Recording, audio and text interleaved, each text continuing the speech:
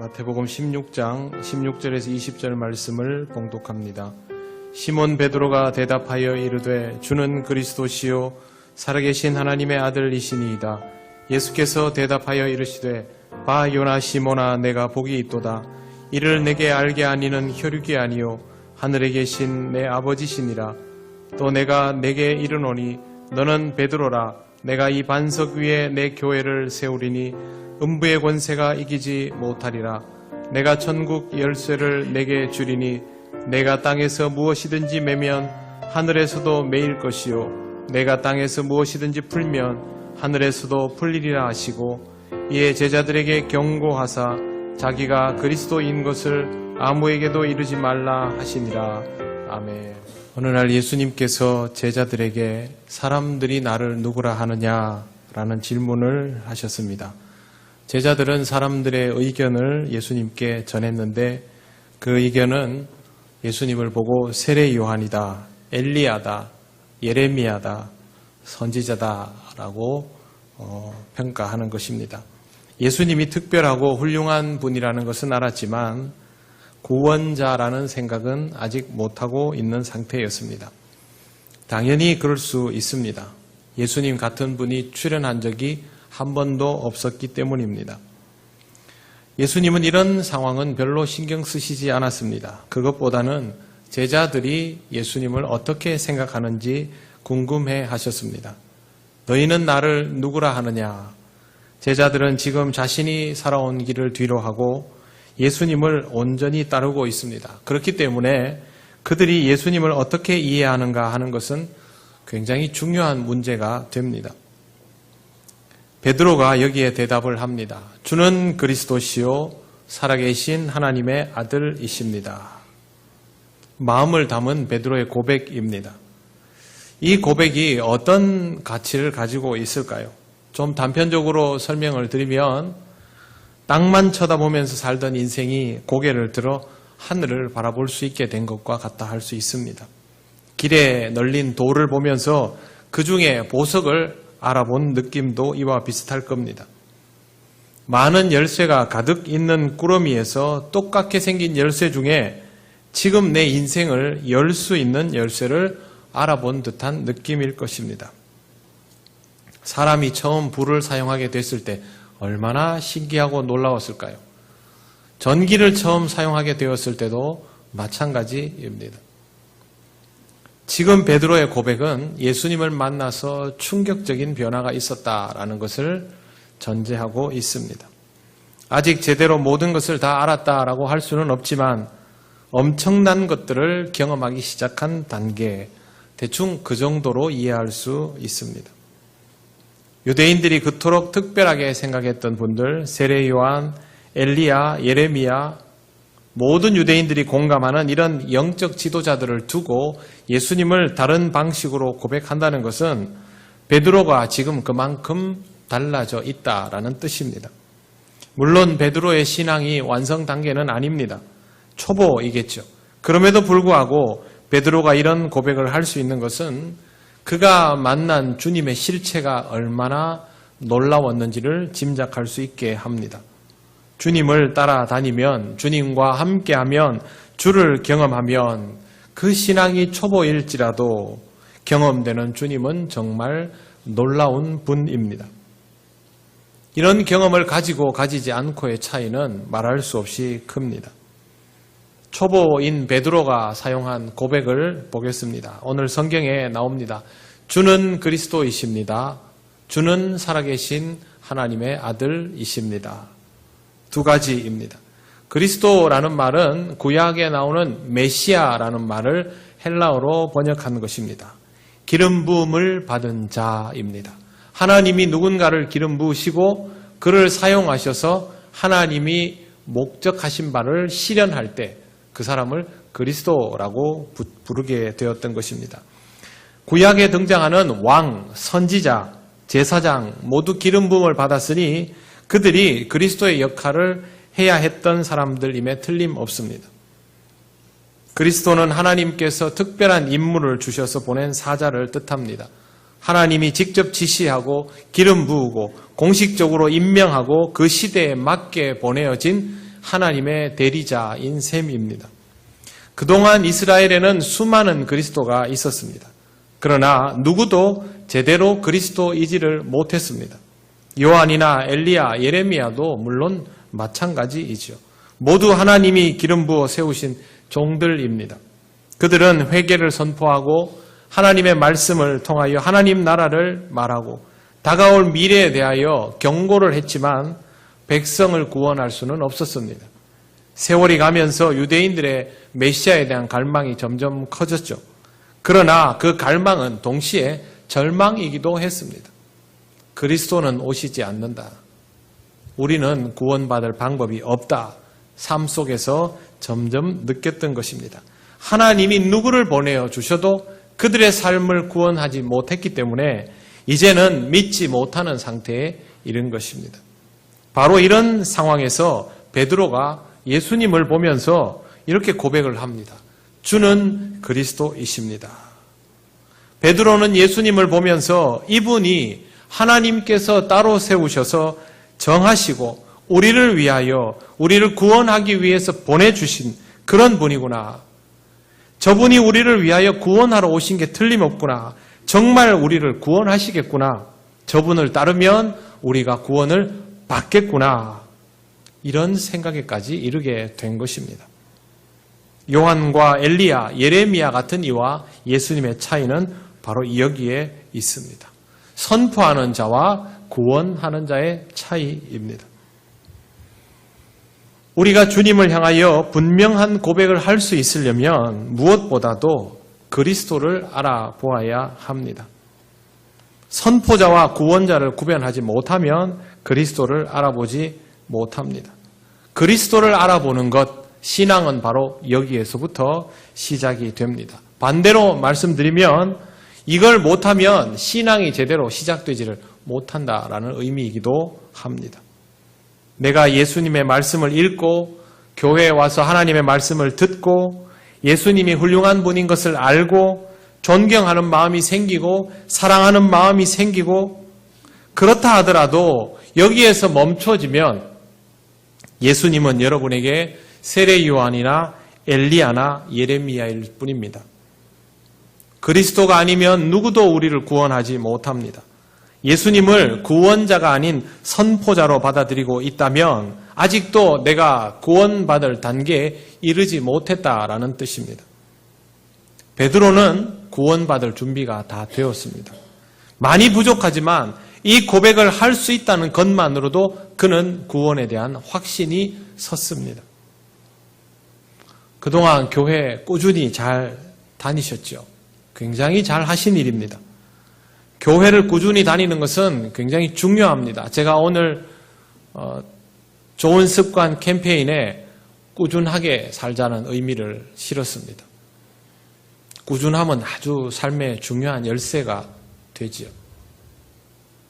그런데 꾸준히 교회를 다니는 우리는 이제 그 다음을 생각해야 합니다. 먼저 그동안 내 삶은 하나님께서 던지시는 이 질문에 대해서 어떤 대답을 해왔는지를 잘 생각해 보아야 합니다. 내가 예수님을 그냥 나에게 좋은 말씀을 전해주는 선지자 정도로 받아들인 것은 아닌가. 입으로는 그리스도라고 했지만 실제 내 삶은 그렇게 못한 것이 아닌가. 그걸 생각해 보시기 바랍니다. 그리고 앞으로는 무엇이라고 대답해야 하는지를 다시 고민하시기를 바랍니다. 하나님은 끊임없이 우리에게 질문하십니다. 이 대답을 제대로 준비해야 합니다. 여러분의 삶에 예수가 그리스도이셔야만 여러분을 위하여 하나님이 보내신 명백한 구원자임이 받아들여져야만 합니다. 이 대답을 입으로만 하지 않도록 하시기를 바랍니다. 우리의 삶이 이 대답을 할 수 없다면 우리는 아직도 그렇게 할 수 없는 것이죠. 베드로의 또 다른 고백은 주는 살아계신 하나님의 아들이십니다 라는 겁니다. 이 땅에 기름 부음을 받고 보내졌던 하나님의 종들이 백성을 구원할 수 없었던 이유는 그들이 사람이었기 때문입니다. 예수님도 이 땅에 오신 육신이었고 사람이었지만 동시에 하나님이셨습니다. 죄를 가지고 있는 사람은 죄인 된 우리를 구원할 수 없지만 죄가 없는 예수님은 우리를 구원하실 수 있습니다. 아무리 훌륭한 사람이라도 백성을 구원할 수 없다는 사실을 몸소 경험한 것이 바로 유대인들입니다. 하나님은 이미 거기서 답을 주셨죠. 사람으로서는 안 된다라는 것. 대체 불가능한 그리스도를 보내주셔야 한다는 것. 바로 예수님입니다. 예수께서 대체 불가능한 그리스도이신 이유는 그분이 이 땅에 오신 하나님, 베드로의 표현을 빌리자면 살아계신 하나님의 아들이어서 그렇습니다. 베드로는 예수님을 보면서 그들이 역사 속에서 만난 어떤 구원자와도 다르다라는 것을 알게 되었습니다. 겉으로는 가장 초라했습니다. 갈릴리 나사렛에서 자라난 청년.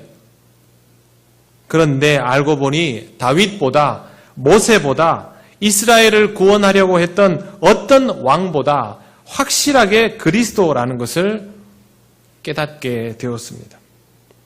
예수님이 하나님의 아들인 것을 알아버린 것입니다. 그러면 궁금한 게 있습니다. 왜 다른 사람들은 모르는데 베드로는 알까요? 베드로처럼 이렇게 고백하는 이유는 무엇일까요?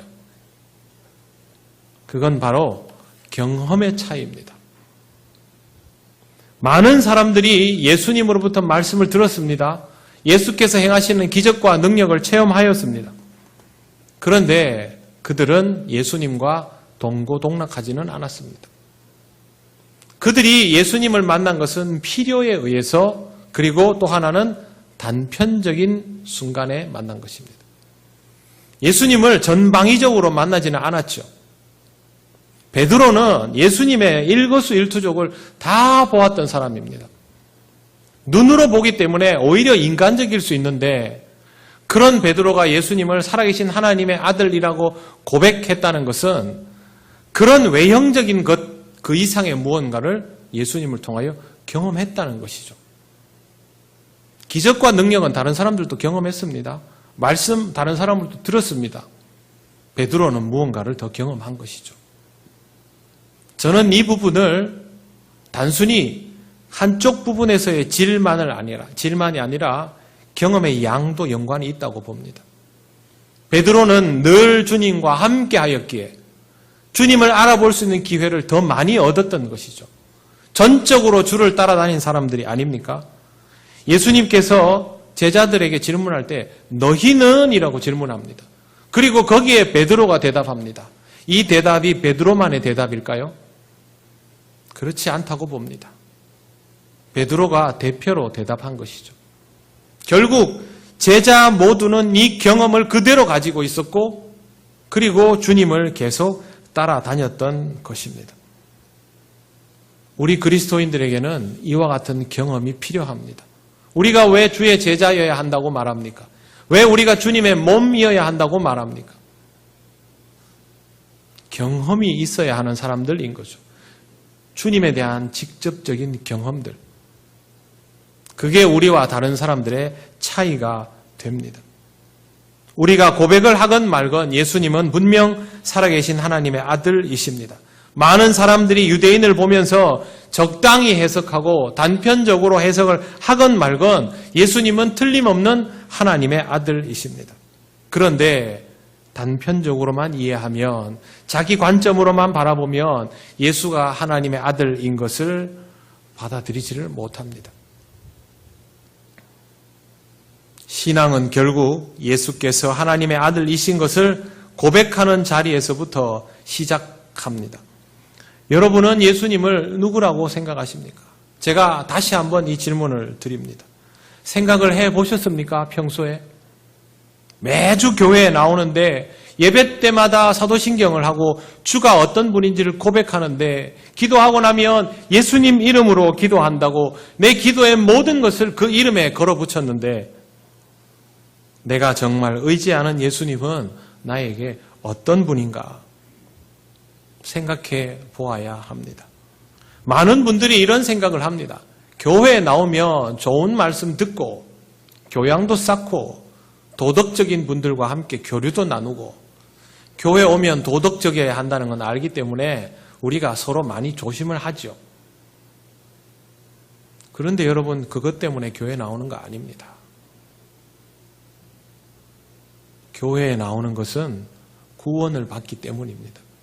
그렇게 구원받은 자의 삶이 당연히 도덕적이고 당연히 교양 있고 당연히 사랑스러운 것이죠. 주님은 우리에게 이 질문을 또 던지십니다. 끝도 없이 던지십니다. 될 때까지. 그러므로 우리는 주님을 단편적으로 이해하는 수준에서 벗어나야 합니다.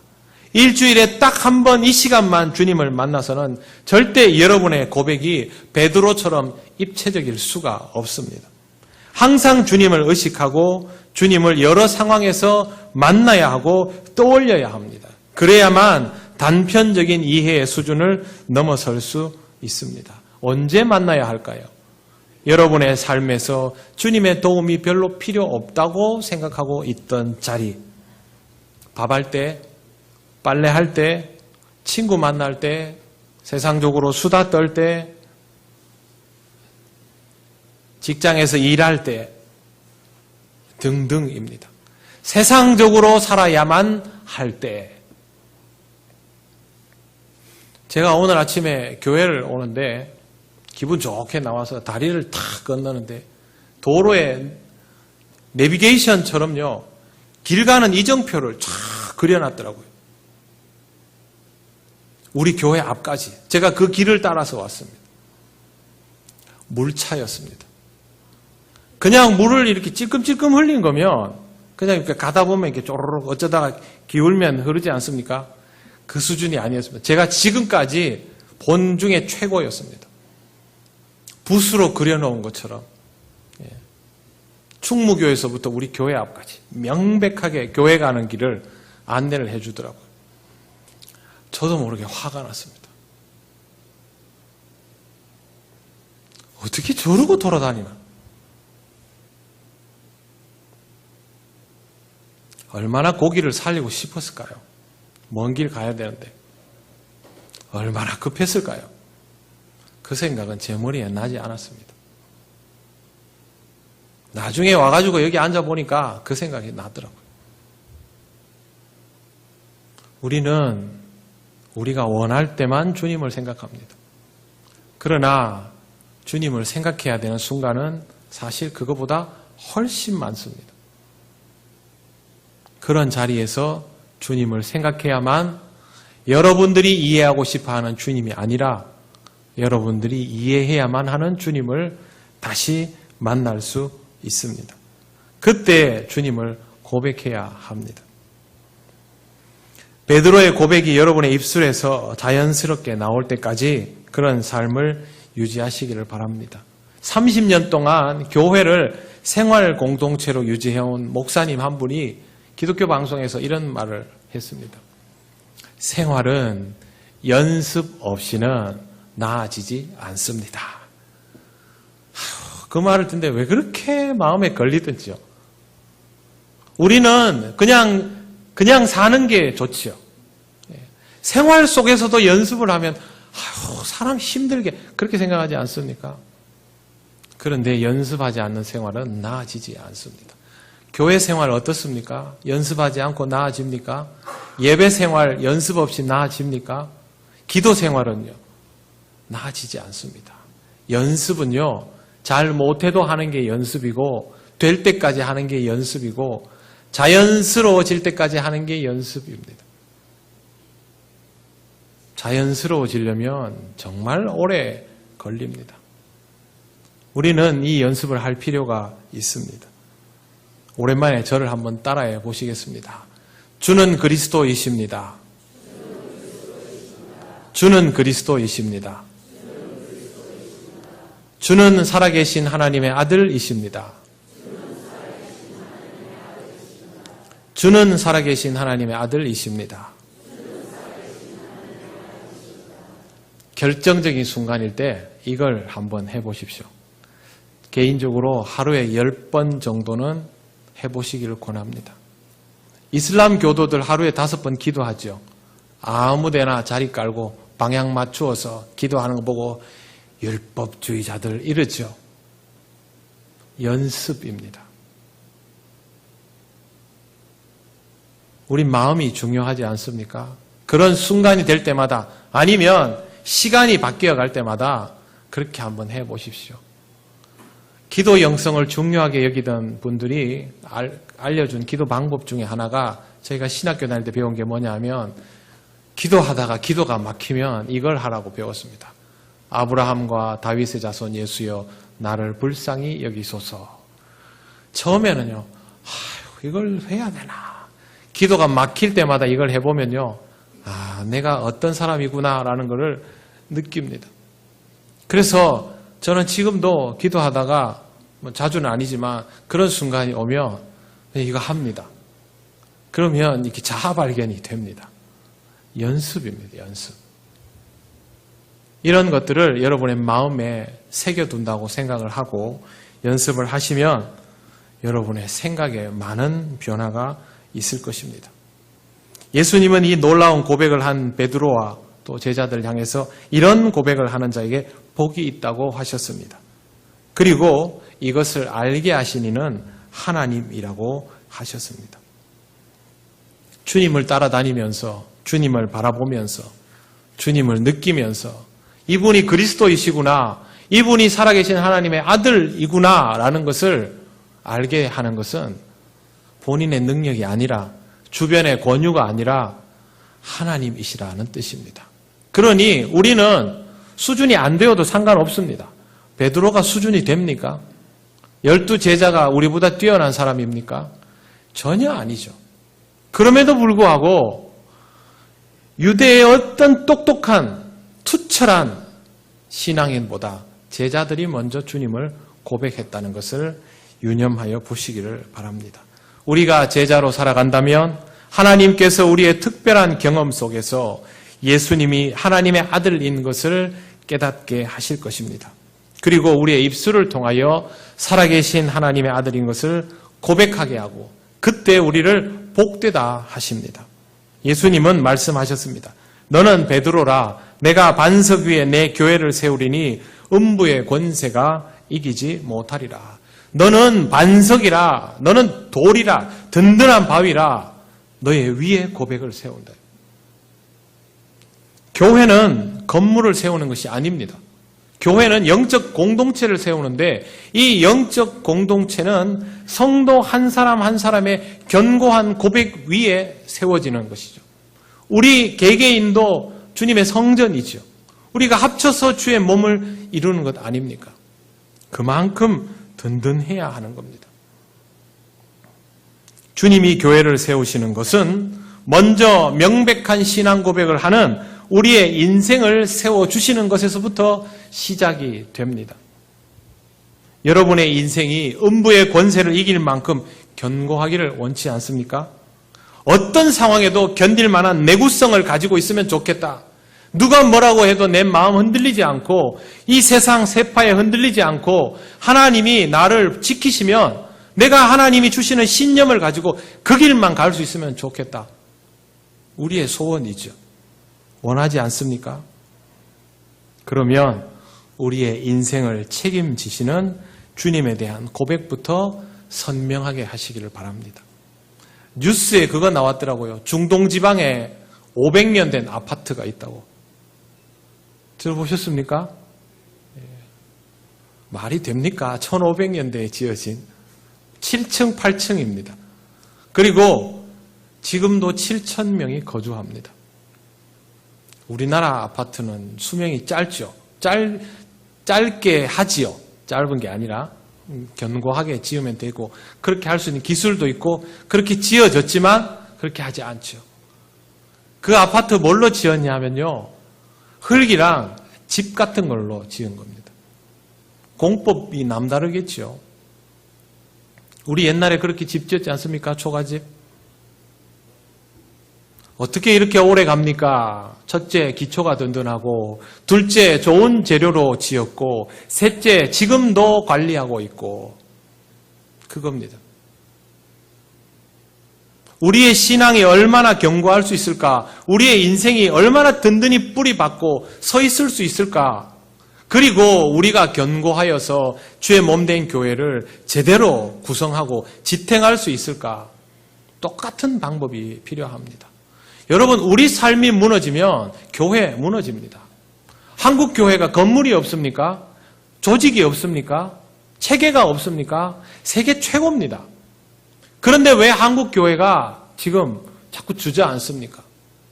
교회 안에 있는 성도들이 영적으로 무너지는 거죠. 그러니까 결국에는 그리스도인으로서의 생활이 무너져 내리는 것이고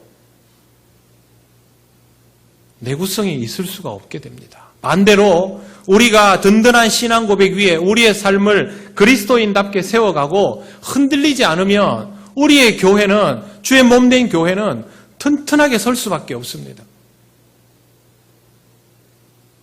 지금 우리가 해야 할 일들이 무엇인지를 잘 보시기를 바랍니다.